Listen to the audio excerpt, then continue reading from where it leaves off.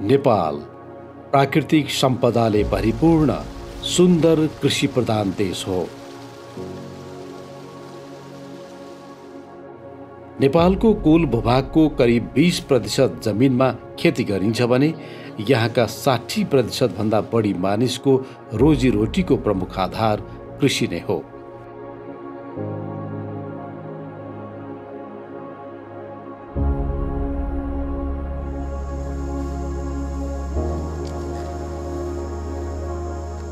जलवायु परिवर्तन, रोग किरा एवं विविध प्राविधिक कारणहरूले नेपालमा बाली संरक्षणको अवस्था गम्भीर चुनौतीको रूपमा देखा परेको धेरैको अड्कल छ। भनिन्छ नेपालमा रोग र किराबाट मात्र वर्षेनी 20 देखि 40% कृषि उपजको ह्रास हुने गरेको छ। रोग र किराबाट बालीनाली बचाउने नाममा समस्याको पहिचान बिना अन्धाधुन्ध रूपमा गरिने विषादीको प्रयोगले बालीको उत्पादन लागत बढ्ने मात्र होइन, वातावरण र मानव स्वास्थ्यमा समेत नकारात्मक असर पर्दै आएको छ। अव्यवस्थित खेती पद्धति र रासायनिक विषादीको बढ्दो प्रयोगले हाम्रा खेतबारीमा नयाँ नयाँ रोग किरा बढ्न थालेको छ र किराले विषादी पचाउने क्षमतामा समेत वृद्धि भएको छ। विषम भौगोलिक अवस्थितिले कतिपय कृषि कार्यालयहरू कृषकको पहुँचभन्दा टाढा छन् र सरसल्लाहको लागि रोगी बोट बिरुवा बोकेर कृषकहरू प्राविधिककोमा जाने संस्कृति हामीमा कमी छ, जसको कारण बाली संरक्षण अझै जटिल बनेको छ। बाली नालीलाई रोग र किराबाट बचाउनु भनेको उत्पादन बढाउनु जस्तै हो। यही यथार्थतालाई मध्यनजर गर्दै सन् 2013 देखि नेपाल सरकारले अन्तर्राष्ट्रिय कृषि तथा जैविक विज्ञान केन्द्र क्याफ इन्टरनेसनलसँग सहकार्य गरी बाली संरक्षण र वातावरण सुधारका क्षेत्रमा विभिन्न गतिविधिहरू सञ्चालन गर्दै आएको छ। विशेष गरी भन्नुपर्दा यो प्लान्ट क्लिनिकको पद्धतिबाट किसानहरूलाई क्षमता विकास गर्ने तर्फ लैजाने र बिरुवाको स्वस्थता, बाली बिरुवाको स्वस्थता चाहिँ कसरी कायम गर्ने भन्ने सन्दर्भमा चाहिँ हामीले सहकारी गरिरहेका छौँ। हामीसँग एक किसिमको क्षमता छ, तर क्याबीसँग अन्तर्राष्ट्रिय रूपमा विज्ञहरूले तयार पारेका ज्ञानहरू छन्। त्यो ज्ञानहरू अन्तर्राष्ट्रिय रूपमा विकास भएका ज्ञानहरू नेपालमा भित्र्याउनको लागि हामीलाई क्याबीले चाहिँ सहयोग गरिरहेको छ।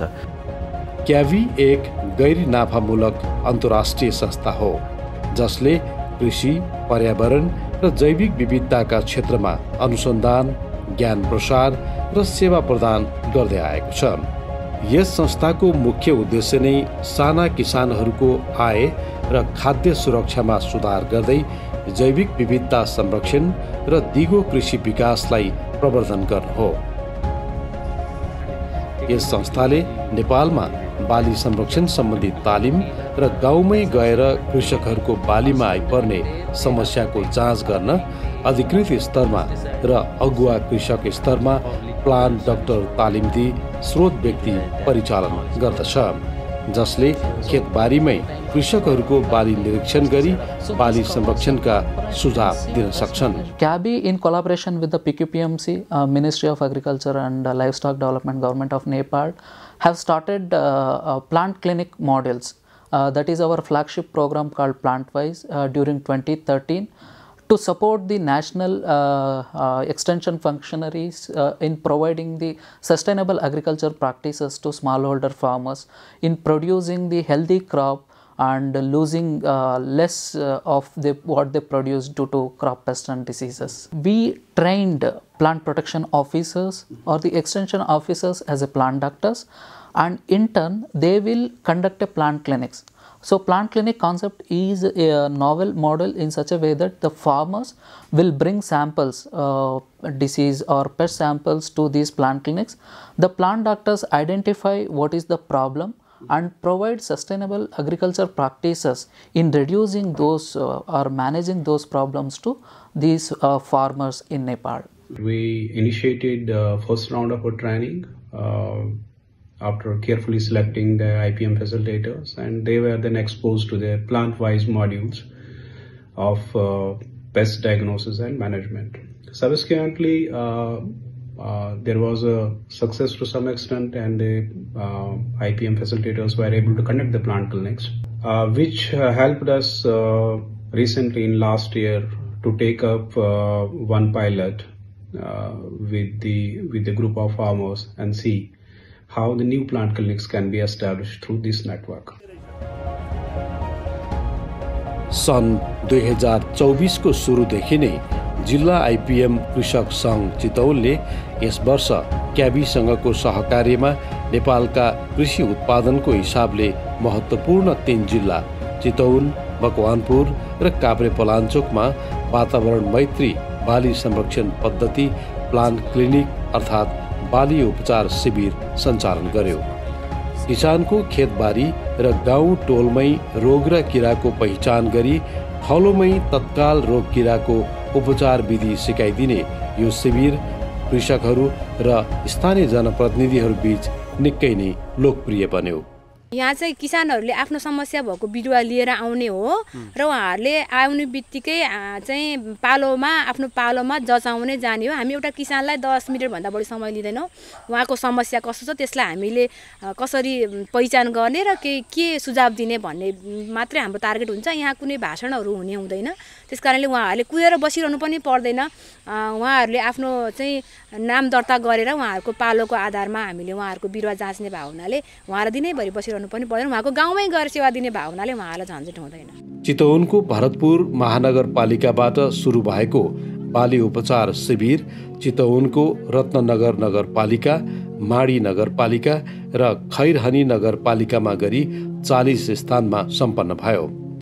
त्यस्तै मकवानपुरको हेटौडा उपमहानगरपालिका र मनहरी गाउँपालिकाका 10 स्थानमा शिविर सञ्चालन भयो भने काभ्रेपलाञ्चोक जिल्लाको मन्दन देउपुर नगरपालिका, पाँचखाल नगरपालिका र पनौती नगरपालिकाका 20 स्थानमा सफलतापूर्वक शिविर सञ्चालन भयो।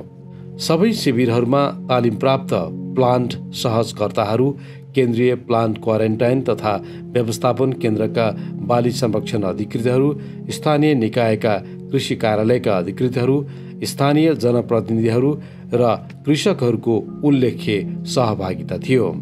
प्रत्येक शिविरबाट करिब 1600 भन्दा बढी कृषकहरूले प्रत्यक्ष रूपमा सेवा पाए भने विभिन्न सञ्चार माध्यम र सामाजिक सञ्जालको कारण धेरै कृषक एवं कृषिमा सरोकार राख्नेहरू लाभान्वित भएको अनुमान गरिएको छ। कृषकहरूले हात-हातमा यसरी आफ्ना बालीनालीका समस्याग्रस्त बोट बिरुवा बोकेर आएको, समस्याको पहिचान गरेको र प्राविधिकहरूबाट समाधानका उपाय सिक्दै गरेका दृश्यहरू निकै उत्साहप्रद थिए। आफ्नो गाउँ टोल खेतबारीमै बाली बिरुवाको रोग किराको पहिचान गर्न र समाधानका उपायबारे सिक्न पाउँदा कृषकहरू निकै खुसी थिए। पहिला त अब केही थाहै थिएन, अहिले त निशुल्क भनौँ न, निशुल्कै घरमै आएर सिकाउनु भएको छ है। हामीले सिकेका छौँ। अब त्यही अनुसारले गऱ्यौँ भने पक्कै पनि वृद्धि त अवश्य नै हुन्छ जस्तो लाग्छ।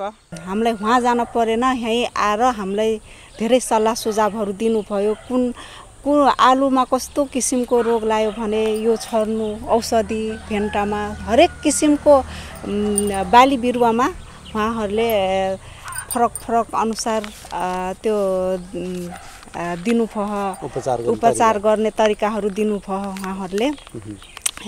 उताबाट आशा एकदमै राम्रो लाग्यो मलाई। मैले चाहिँ यो F1 हाइब्रिड भन्ने सिर्जना, त्यो लाइफसिड कम्पनीले उत्पादन गरेको सिर्जनाको जात रोपे थिएँ। त्यो चाहिँ यहाँ परीक्षण गर्न ल्याउँदाखेरि उहाँहरूले चाहिँ या किराले चुसेको भन्नुभयो या न्युट्रिसनको कमी र अर्को इन्भाइरोमेन्टले पनि केही न केही फरक पार्छ भनी त्यो चाहिँ मलाई सजेस्ट गराउनु भयो र उहाँहरूले त्यसको बारेमा केही विषादीहरू अनि जैविक विषादीहरू पनि दिनुभएको छ भनिदिनु भएको छ। बाली उपचार शिविरलाई स्थानीयको पहुँचमा पुर्याउन स्थानीयकरणमा जोड दिनु परियोजनाको अभिप्राय हो।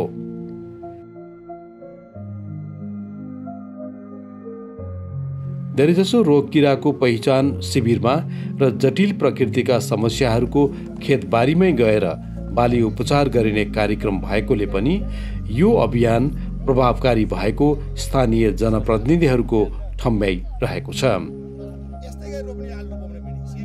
हाम्रा महिला दिदीबहिनीहरूलाई धेरै नै जागरुक बनाउँछ र उहाँहरू एकदमै लगनशील भएर गरिराख्नु पनि भएको छ। उहाँहरू यो प्रति धेरै नै अग्रसरता पनि देखाउनु भएको छ। हाम्रा टोलका महिला दिदीबहिनीहरूले समूह मार्फत पनि धेरै राम्रो काम गरिराख्नु भएको छ। यो सबै तपाईँहरूकै देन हो। उहाँहरूलाई प्रशिक्षण दिएर आज उहाँहरूले यो सफलता पाउनु भएको छ। यसमा विशेष हाम्रो यो टिमलाई विशेष धन्यवाद। प्याडबाट जमिनमा कसरी तयारी गर्ने, जमिन कसरी तयार गर्ने, रोग किरा कसरी चिन्ने, यसलाई कुन कुन समयमा कस्तो कस्तो खालको के अवस्था पर्दाखेरि विषादीहरू प्रयोग गर्ने भन्ने विषयमा चाहिँ उहाँहरूले हामीलाई चाहिँ आजको यस कार्यक्रम मार्फत चाहिँ अवगत गराउनु भयो। यसै कार्यक्रम मार्फत म हजुरहरूलाई के अनुरोध गर्न चाहन्छु भने यस्ता खालका कार्यक्रमहरूले चाहिँ हामीले निरन्तरता दिन सकियो भने चाहिँ व्यावसायिक रूपमा उत्पादन गर्न चाहने कृषकहरूको आशा मर्ने छैन भन्ने लाग्छ मलाई। शिविर कहाँ सञ्चालन गर्ने भन्ने कुरा परियोजनाको महत्त्वपूर्ण पक्ष हो। त्यसैले जिल्ला आइपिएम कृषक सङ्घ चितवनले उच्च कृषि उत्पादन भएको क्षेत्र, रोग किराको प्रकोप देखिएको क्षेत्र र विशेष गरी कृषक, सहकारी समूह र समुदायले पहिचान गरेको क्षेत्रलाई विशेष प्राथमिकतामा राखी शिविर राख्ने स्थान छनौट गरिएको थियो र समुदायको सहभागितामा शिविर सञ्चालन हुँदा कार्यक्रम निकै सहज भएको थियो।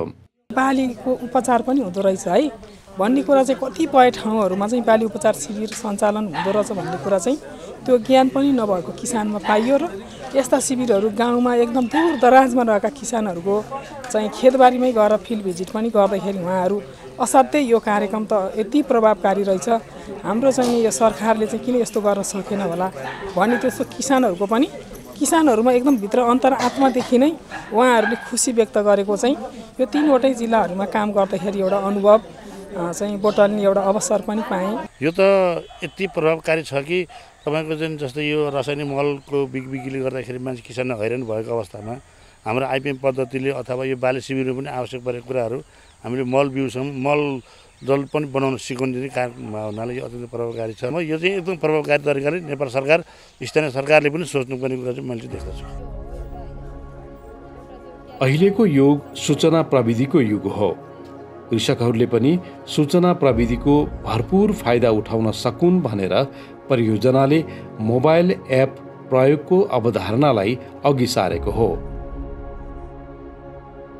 समुदायका सदस्यहरूको मोबाइलमा एप डाउनलोड गरिदिने र एप प्रयोग गरी रोग किराको पहिचान र समाधानका उपाय सिकाइदिने कामलाई पनि शिविरले विशेष प्राथमिकतामा राखेको थियो। क्याब इन्टरनेसनलले सुरु गरेको एउटा डिजिटल टुल्स छ, तिनीहरू चाहिँ आजभोलिको यो डिजिटलको जमानामा किसानहरूले अब घरमै बसेर पनि आफ्नो बालीमा आइपरेका समस्याहरूलाई चाहिँ मोबाइल मार्फत, जसको हातमा स्मार्टफोन छ उहाँहरू स्मार्टफोन चलाउनुहुन्छ र उहाँहरूलाई इन्टरनेटको एक्सेस छ भने उहाँहरूले आफ्नै मोबाइलबाट पनि चाहिँ जहाँ प्राविधिक सेवा प्राप्त गर्न नसकेको अवस्था छ उहाँहरूले मोबाइल एप्स मार्फत पनि त्यो सेवा लिन सक्नुहुन्छ।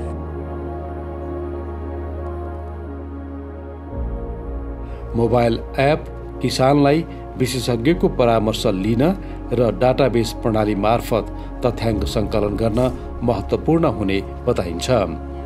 कृषकहरूको घर खेतमै समस्याको समाधान गर्ने यो कार्यक्रम प्रभावकारी लागेको स्थानीय निकाय र केन्द्रबाट शिविरमा सहभागी बाली संरक्षण अधिकृतहरू बताउँछन्।